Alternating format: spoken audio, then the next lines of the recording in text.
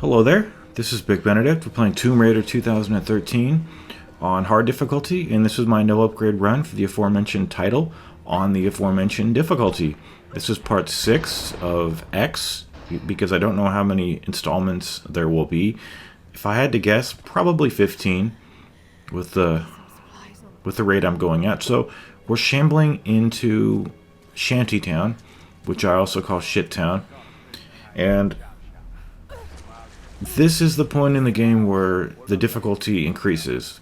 It doesn't spike to an exponentially high difficulty, but it does seriously ramp up the challenge, and it could seriously cause you some frustrations. It did me when I first played this game, and I've always thought that the first, well, it's not the first, I would say, it's technically the third encounter that you do on the stage was the hardest, but maybe it's just that I don't know, maybe it's just because I didn't stumble onto it and really struggle right there.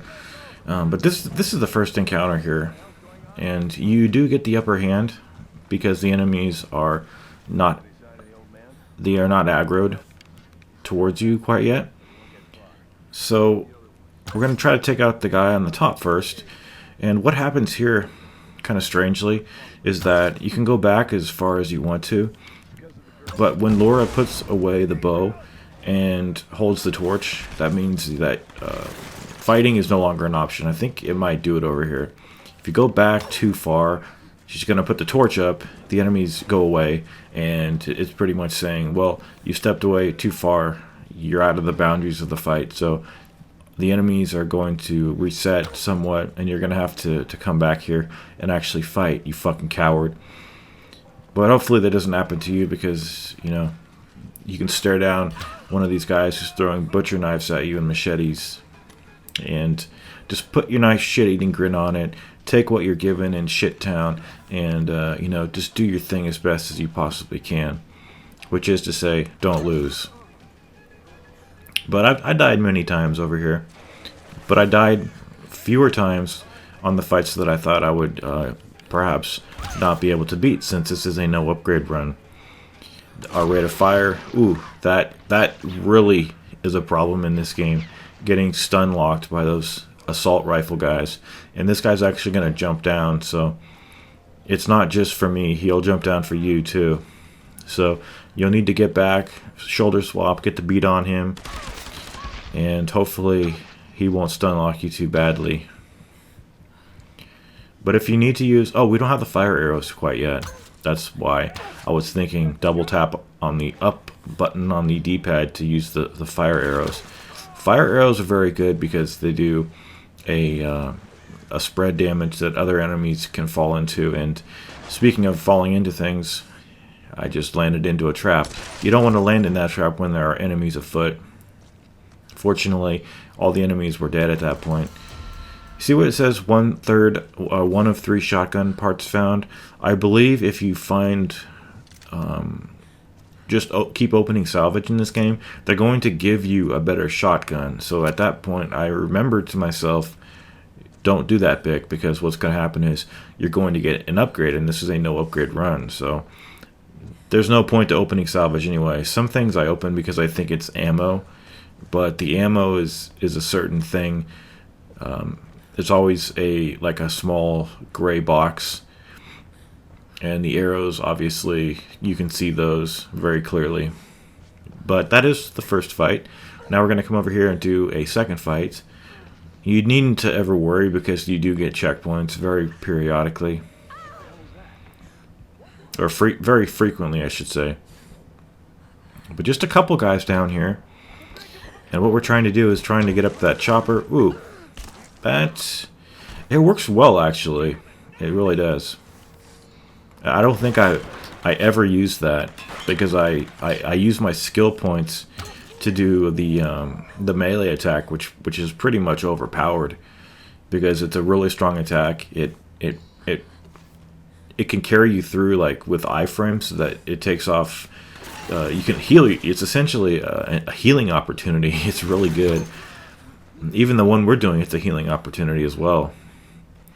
So The reason we're going slow here is not the frame rate, you guys. It's just because she's wounded.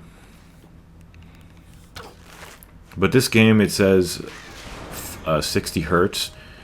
So that's the only option I was given. My monitor's currently, with the graphics card, it's 59. So anyway, that's neither here nor there, if you'll excuse me the colloquial expression. But you need to get on these guys pretty quickly. Normally you want to kill 3 guys with that first barrel. It starts out in slow motion, and it's an introduction, a very difficult introduction to the flame arrows here. The flame arrows, they really aren't overpowered in my opinion because of the slow rate of fire, which you can correct with upgrades, but which we can't do anything about since this is a no upgrade run. And the draw speed. I think you can increase the draw speed and the rate of fire with the bow, but I haven't even looked at the upgrades because they're irrelevant for me on this run. But you'll have see the problem here is the guys throwing the Molotovs. When you get hit with a Molotov, you stagger around, you lose your cover, your footing in the cover, and then when you try to go back into the cover, sometimes you walk right into the flames. And I'm not going to say it, don't worry. You know, the 7 years thing, I'm not going to say it every time, but it's always in my mind that 7 years ago we all went through the fucking flames. And no, Bram Stoker didn't say that expletive in the book, but I think it lends it a certain power, don't you?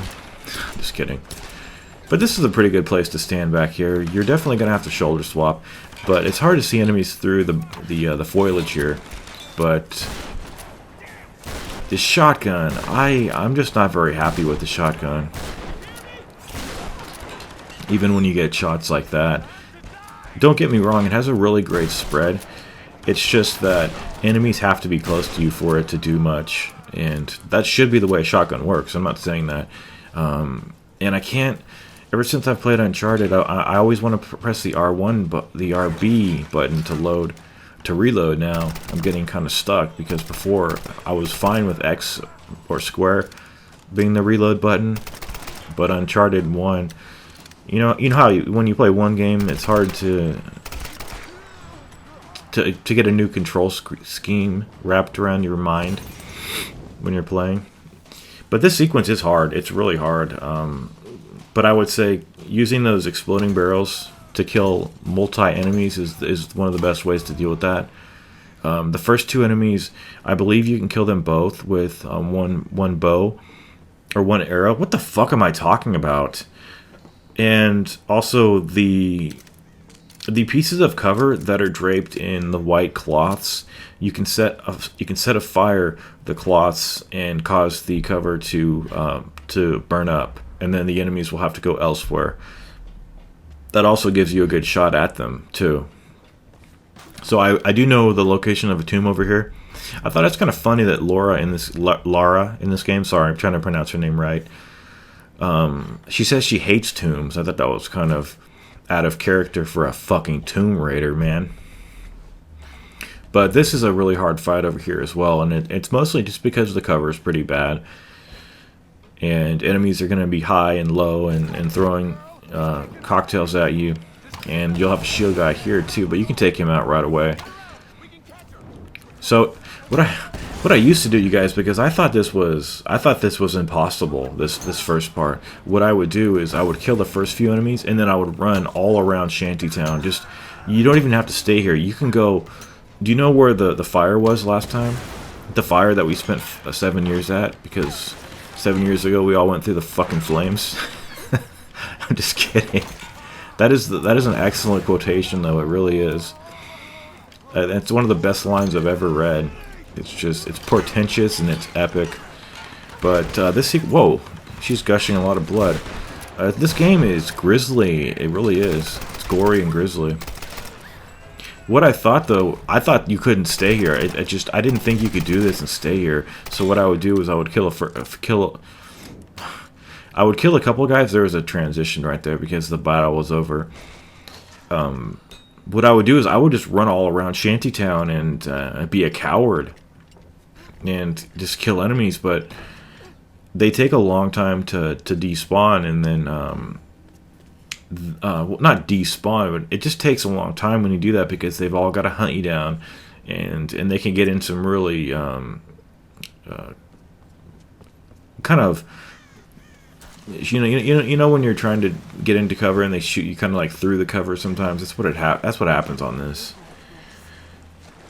But I didn't even realize that you could just stay there and do the battle. You just had to be a little bit better than I was. And then we're going to be ushered into this fight. So I would say that this is one of the harder fights, but it's broken by a nice checkpoint. And I'm having no ammo issues on this game. So if you are, it's probably because you're not using the bow enough. The bow is extremely crucial in this game because arrows are free. And you're likely to come across arrows many times in your campaign where you just can't hold anymore because you have so many. But we have a guy behind a gun turret. You want to take him out. If not a gun turret, it's just some kind of a light. I'm not sure what the hell he's doing up there, but what I was trying to do down here was do the alt fire with the bow to see if I could chain the iframes and just stay alive over here. You know, kind of like pseudo Resident Evil. When you're fighting with, what's his name? Jesse or whatever the hell his name is? I forget his name now. You know that fight in the house in Resident Evil 4. I will be bringing some Halloween specials to this channel right after this guide. That's why I'm kind of rushing through this guide. And, anyway, so you will have some enemies sliding down over here to greet you. So what I'm doing with those guys is I'm doing the alt fire with the bow, and if not, just busting out the shotgun. A black screen. Are you fucking kidding me? Okay, guys, that should be the last time I do one of those little rants or whatever you would call it because of the black screen. I'm going to uninstall and then reinstall Sony Vegas. I think I may have done something inadvertently to it. It's usually the way things work. You tinker with stuff too much, and then it compromises the integrity of whatever you were tinkering with. So this fight here is actually, it's just one of those things where you'll be scrambling back and forth from left to right, hitting people when they come down with the shotgun. I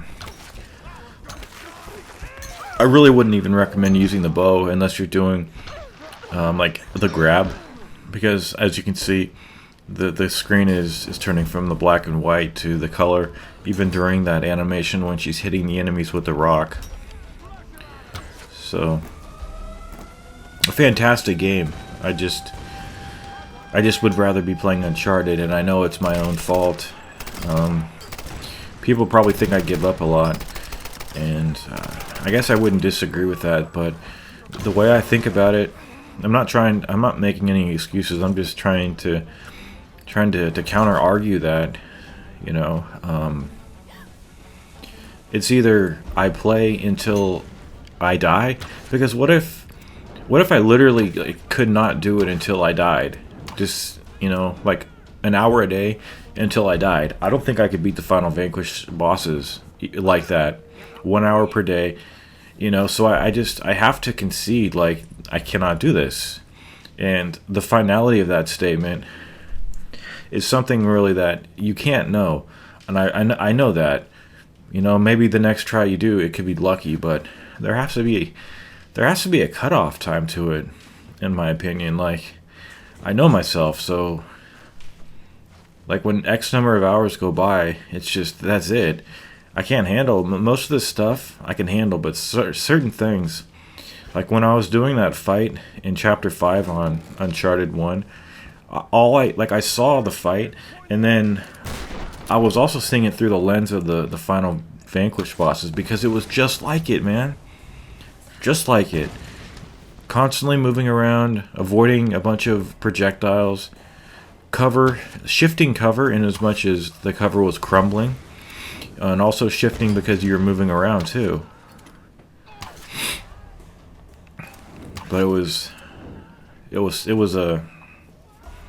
And then my friend Haddo said that he did it, and I wasn't surprised because I knew he could do it.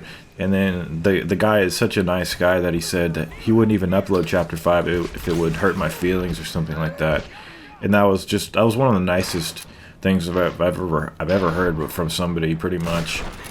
A guy who's always with the channel. He's always leaving, nice comments, critical comments sometimes, but comments that you could tell the guy watched the video. And that's all I really ask of people, beyond the occasional request to donate.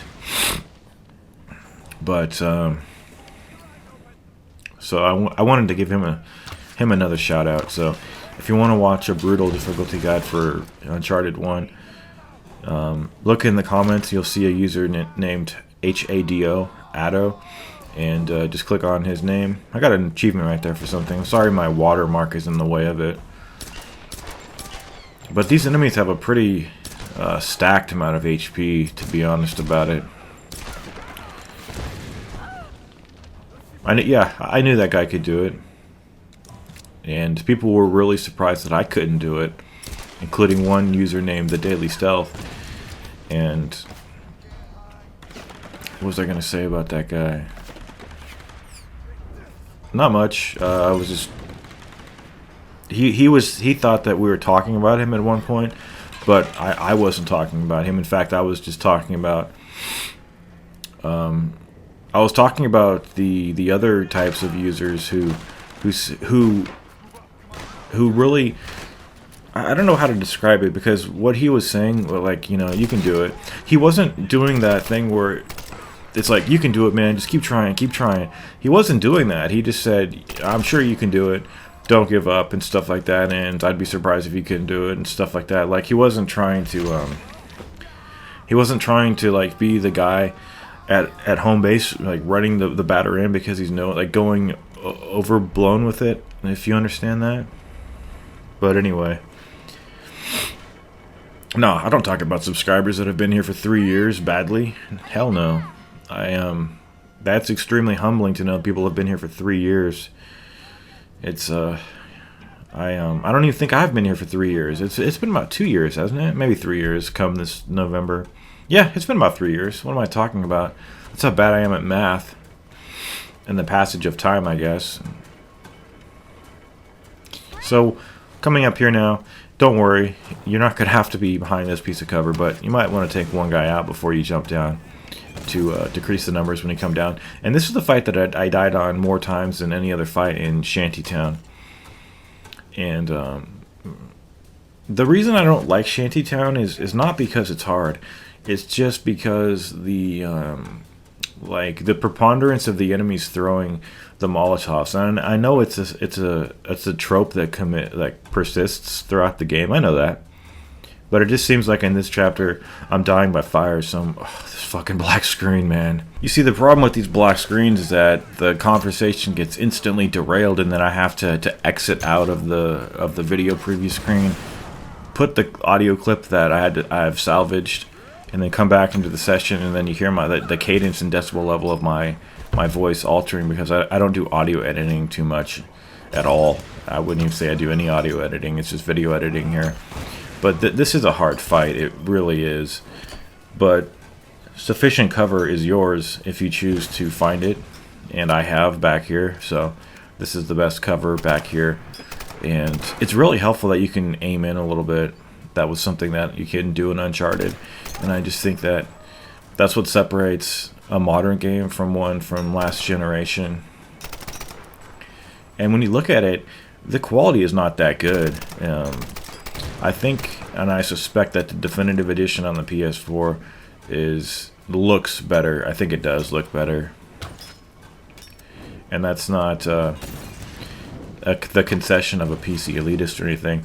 I think you can love technology and have a PC channel without being an elitist. I know some people like to joke about that sometimes, but I'll never be a PC elitist. I'm just somebody that's building a rig right now.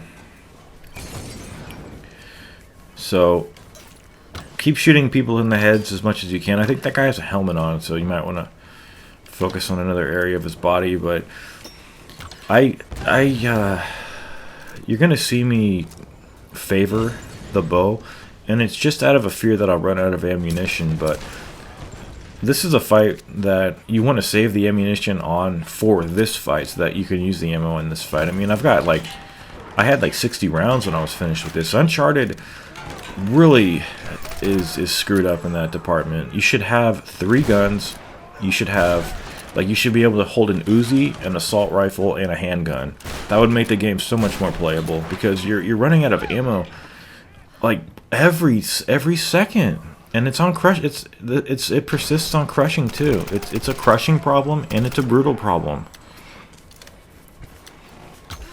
Somebody posted a video where they were on the ship in chapter 22 in Uncharted 1, and it was just a bunch of fails, complete fails. And I'm wondering to myself, can brutal mode even be beat if it's broken like that? Because there's a cutscene that once you get out of it, you keep dying perpetually. So I don't know, maybe they'll patch it or something like that. So this is just one of those fights that extends on a little bit longer than you may be comfortable, but it really is the first gauntlet fight and one of the first endurance fights of many that are in this chapter. I would say that, you know, we've had about this. I would say this is the 3rd endurance fight in this particular section of the game. So just watch out for the dynamite that they're throwing and the Molotovs. The gun is not very strong either at this first level, so if you're doing a no upgrade run, you want to try to get those headshots if you can. But I have to be honest about it. I'm bad at aiming. I'm just bad. I hate it about myself, but what can a person do about that? Get better? I'm trying to. God damn it. I keep playing these games, and I think my aim is just as good as I can get it to be. And that is to say, I mean, you don't have to get headshots unless you're playing Sniper Elite V2. And even then, you don't have to either. But that game is so good. It was an honor to play that game.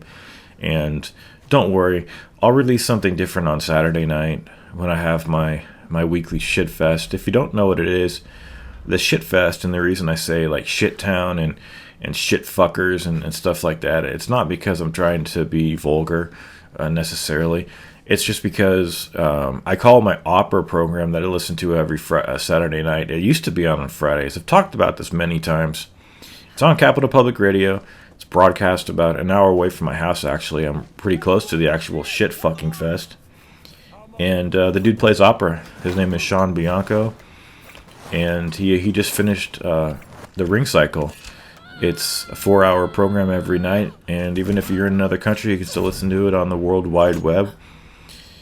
But I don't listen to it unless he's playing a full opera. If he's playing like excerpts all night, which he does on every 5th Friday of on any month, if the 5th Saturday, how does that work?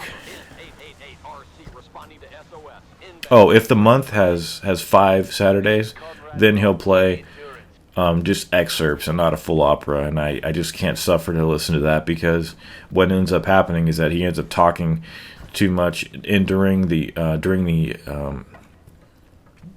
downtime between the excerpts, and I don't think he plays the excerpts for quite long enough anyway. So I listen to the show for the opera, not really for him, but I don't think anybody could replace him because he's a character. He's a character, man. But he's so behind the times, these older folks. I mean, good luck ever getting an email back from that guy. And the ironic thing is he's an IT guy. I don't know. I sent that fucker 2 DVDs a while back, and I never got a thank you until I provoked a conversation, and then he said thank you.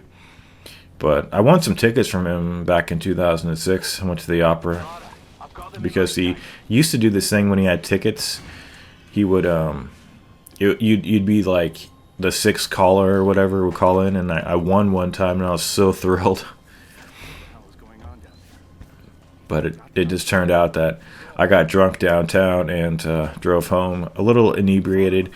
Kind of drove on the road on the dirt side of the road at one point. Thank God I was just stupid back then, but I had fun.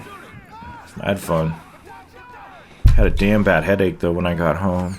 I thought I lost you, girl. Are you okay? That was too close. So this part here is when I first played this game, and I was just thinking to myself, this is incredible. I don't think I had gone much further than this when I just said to myself, I'm going to start over. When I got to this point, I said, I'm going to start over and watch all the cutscenes, because at that time I had skipped all the cutscenes. And I just felt that when I got to this point, I wasn't paying attention enough to the story. And the story is really engrossing at this point, because you're getting assistance from the, I think it's her mentor or her uncle. God knows, I have no idea. But this quality looks pretty horrible. I'm sorry about that, guys. You know, not just because it's the PC version. I'm not apologizing for that, but it might be because I lowered the quality myself to increase the frame rate. And Bandicam right now is telling me that we're just running in the upper 20s and the low 30s right now, so it may be that this game doesn't run at 60 frames per second. I don't know. That would kind of be unthinkable for a PC game. I don't know why they call them ports, though. Like, does anybody know why they call... Are they built for the consoles first, and then they try to just make the version for the PC, and then they call that a port? I don't know. Perhaps that's what it is. But we're done with Shantytown, you guys. We're going to be in the caverns next. We're going to be doing some stealth. We're going to be doing some staring at her ass right here. But each time the perspective changes right here, it moves the character for you. But when you're back behind her, then you will be moving. So I want to thank everybody for watching the guide. It honestly isn't that necessary, but when you add artificial difficulty, things do start to get more interesting, to be sure. So I am going to see you guys in the next video. Take care!